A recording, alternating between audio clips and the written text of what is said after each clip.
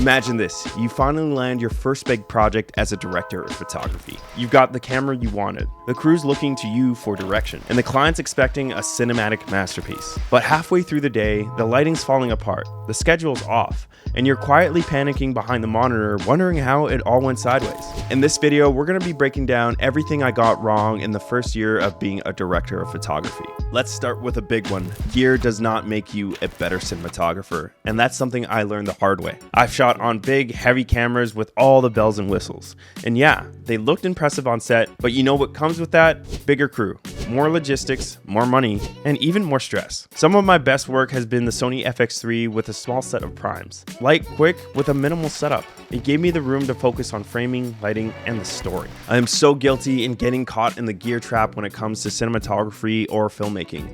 And ultimately, it takes you away from what really matters. If you're starting out, don't get caught up in the camera hype.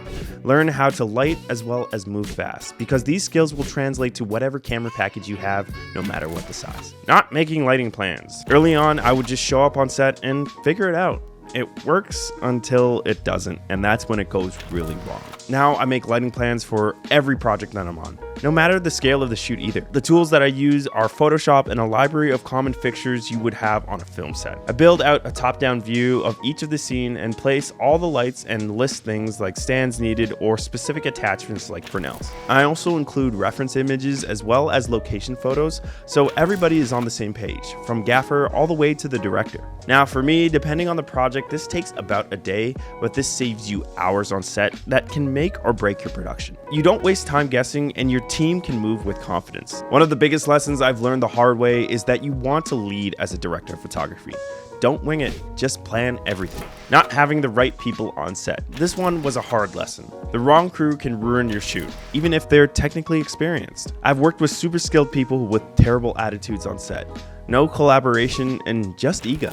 And I've worked with beginners who asked smart questions, stayed hungry, and made the set better just by being there. Now, this is a little bit subjective, obviously, and varies from set to set.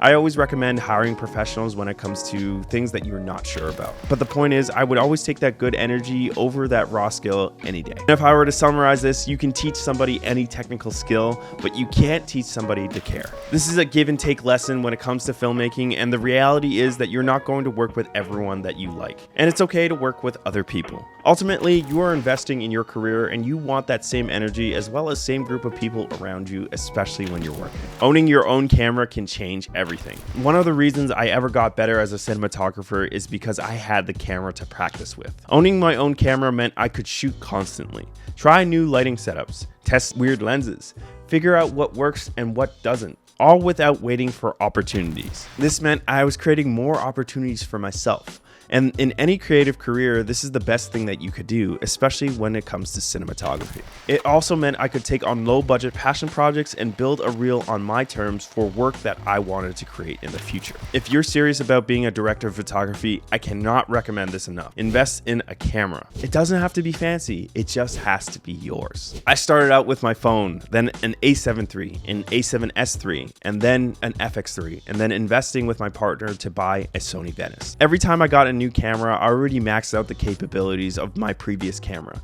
And that is the whole point, to always be constantly leveling up and not just buying something because it's new and it's all the hype. Number 5, not taking the time to research cinematography. I didn't come from film school. I didn't grow up around sets. In my first year as being a director of photography, I treated it as a job and not an art. That mindset is definitely beneficial when it comes to the business side of things, but when it comes to being a director of photography and learning an art, it was really a big mistake. Now, I study constantly, watching films, breaking down other people's lighting setups, pulling BTS stills, digging into interviews with DPs that I admire. And I've been doing this recently and it's all made a huge difference. The more you understand the why behind great images, the better your instincts get. You're kind of building a Rolodex of all the information that's out there, so why not take advantage of that? Being a DP isn't just about showing up with a camera.